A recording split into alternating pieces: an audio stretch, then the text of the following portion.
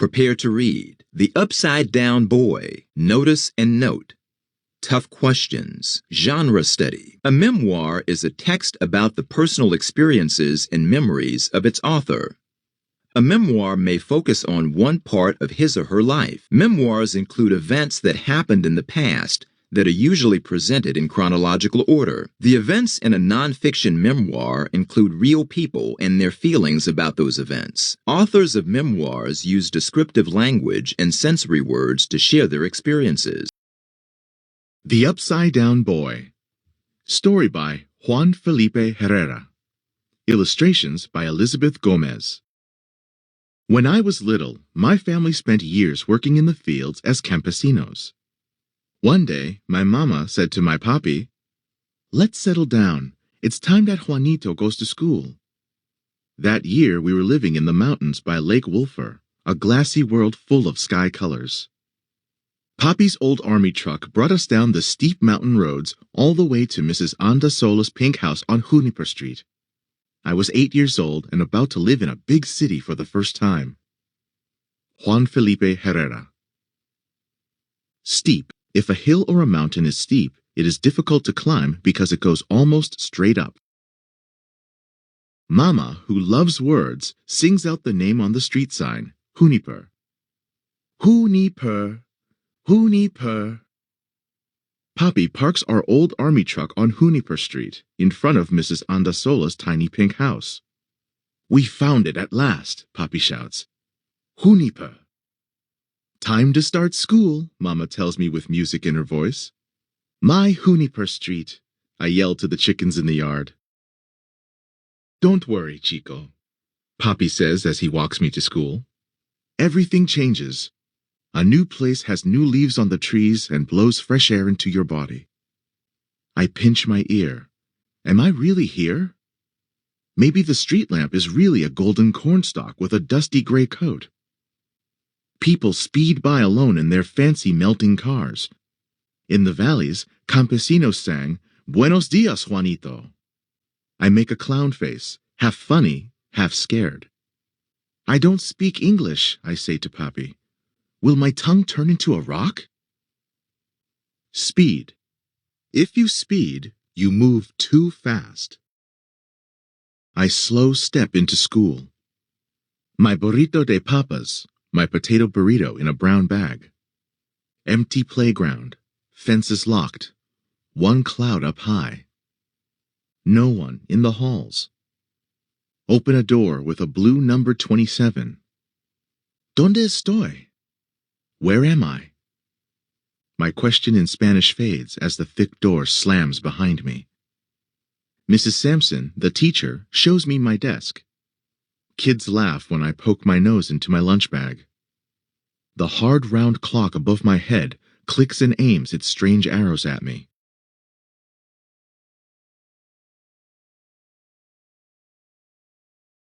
On the chalkboard, I see a row of alphabet letters and addition numbers. If I learn them, will they grow like seeds? If I learn the English words, will my voice reach the ceiling, weave through it like grapevines? We are finger painting. I make wild suns with my open hands. Crazy tomato cars and cucumber sombreros. I write my name with 7 chilies. "What is that?" Mrs. Sampson asks. My tongue is a rock. The school bell rings and shakes me. I run and grab my lunch bag and sit on the green steel bench. In a few fast minutes, I finish my potato burrito. But everyone plays, and I am alone. "It is only recess," my classmate Amanda says in Spanish. In Spanish, I pronounce recess slowly. "Sounds like recess, like the word for cattle, huh?" I say. "What is recess?" I ask Amanda. The high bell roars again. This time, everyone eats their sandwiches while I play in the breezy baseball diamond by myself. "Is this recess?" I ask again. When I jump up, everyone sits. When I sit, all the kids swing through the air. My feet float through the clouds when all I want is to touch the earth. I am the upside-down boy. Breezy. When it is breezy outside, you can feel the wind softly blowing.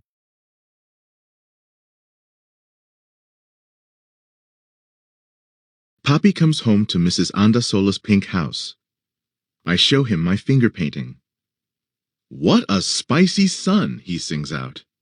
"It reminds me of hot summer days in the San Joaquin Valley," he says, brushing his dark hair with his hands. "Look, Mama, see my painting?"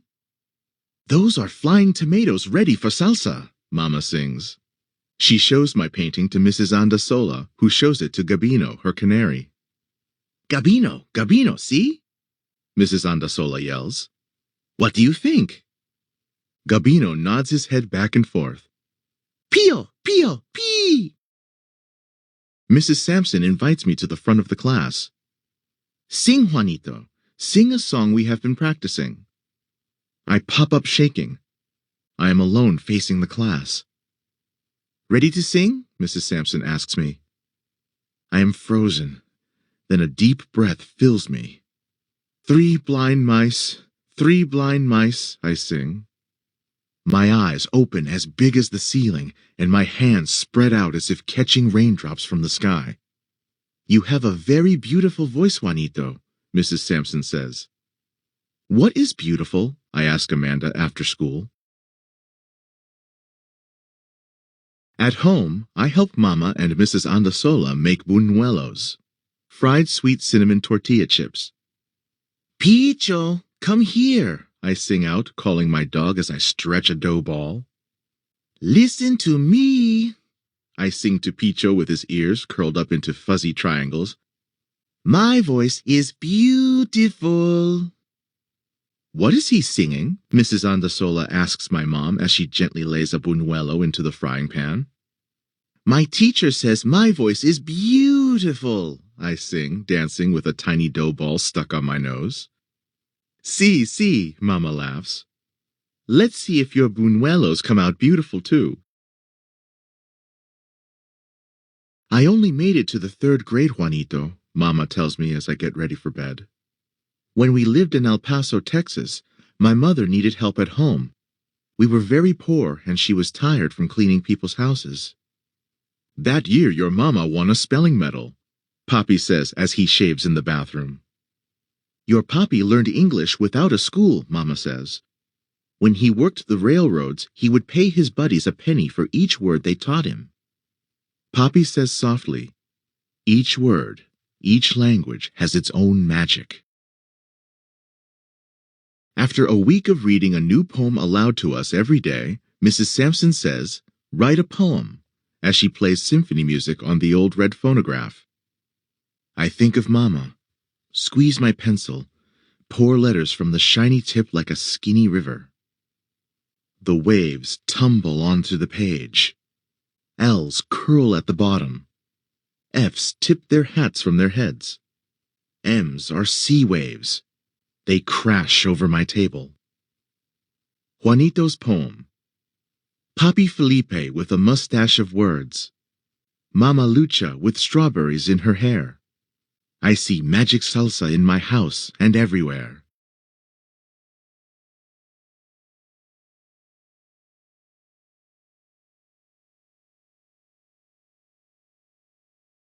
"A on my poem," I yell to everyone in the front yard where Mama gives Papi a haircut. I show Gabino my paper as I fly through the kitchen to the backyard. "Listen," I sing to the baby chicks with my hands up as if I am a famous music conductor. I sprinkle corn kernels and sing out my poem. Each fuzzy chick gets a name. "Beethoven, you are the one with the bushy head." "Mozart, you jumpy black-spotted hen." "Johann Sebastian, tiny red rooster, dance, dance." Conductor. A conductor directs a group of people who sing or play musical instruments. In the morning, as we walk to school, Papi turns and says, "You do have a nice voice, Juanito. I never heard you sing until yesterday when you fed the chickens. At first, when we moved here, you looked sad and I didn't know what to do." I felt funny.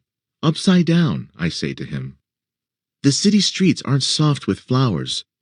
Buildings don't have faces. You know, Papi, In the campo, I knew all the names, even of those bugs with little wild eyes and shiny noses. Here, he says, here's my harmonica. It has many voices, many beautiful songs, just like you. Sing them.